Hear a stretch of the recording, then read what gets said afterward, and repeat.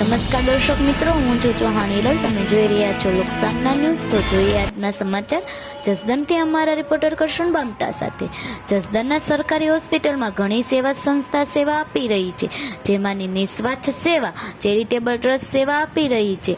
એ સંસ્થાની સેવા બંધ કરવા નર્સિંગ સ્ટાફે લેખિતમાં રજૂઆત કરવામાં આવી છે, પણ આ નિસ્વાર્થ સેવા ચેરિટેબલ ટ્રસ્ટના પ્રમુખ દ્વારા સરકારી હોસ્પિટલની પાછળની જગ્યાએ પેશકદમી કરી છે તેવું નર્સિંગ સ્ટાફ દ્વારા રજૂઆત કરવામાં આવી હતી.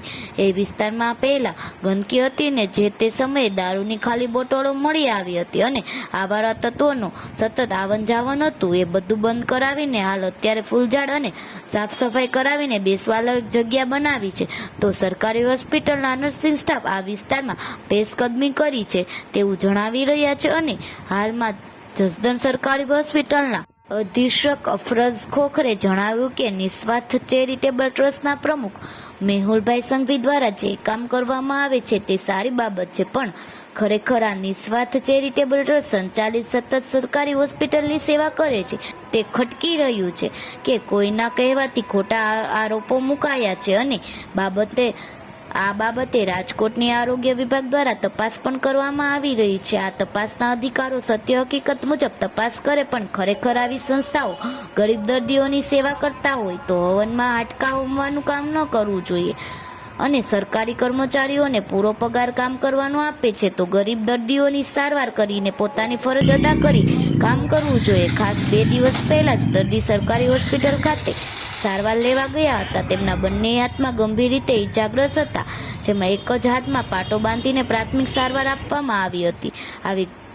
આવી ઘણી બધી ભૂલો સરકારી હોસ્પિટલના કર્મચારીઓની છે તેવું મેહુલભાઈ સંઘવીએ જણાવ્યું હતું.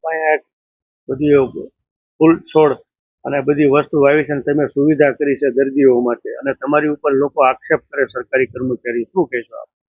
એમાં એવું છે કે અમે લગભગ આમ ગણીએ તો છેલ્લા 5 વર્ષથી અમે આ સેવા કાર્ય કરીએ છીએ, અને અમારા સેવા કાર્યમાં 1% અમારો સ્વાર્થ હોતો નથી. અમે દર્દીના હિત માટેના જે કંઈ કાર્યો કરીએ છીએ અહીંયા, પણ ઘણા સમયથી જે નર્સિંગ સ્ટાફની બેદરકારી હતી એ બાબતે પણ અમે ઘણીવાર રજૂઆત કરી, ધ્યાન દોર્યું, પણ એને કંઈ સુધરવાનું નામ નહીં લેતા. પછી અમે નક્કી કર્યું કે ભાઈ દર્દીઓ ખોટા હેરાન થાય ને એવું તો હવે બનવું જ ન જોઈએ.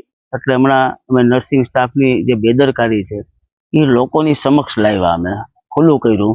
એટલે નર્સિંગ સ્ટાફને અમે થોડાક નડતરરૂપ થઈ ગયા એટલે એને અમારી અલગ અલગ પ્રકારની ફરિયાદો ચાલુ કરી. એક પણ તથ્ય વગરની ફરિયાદો, એક પણ પુરાવા વગરની ફરિયાદો કે અમે અહીંયા ધાક ધમકી આપીએ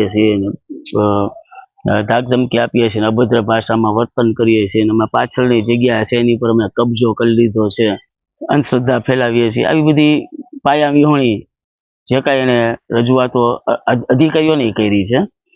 ત્યારે હું એટલું જ કહેવા માંગીશ કે આ જે જગ્યા આપણે ઊભા છે ને, આ જગ્યામાં ગેરકાયદેસર ને અસામાજિક ઘણી બધી પ્રવૃત્તિઓ થતી હતી.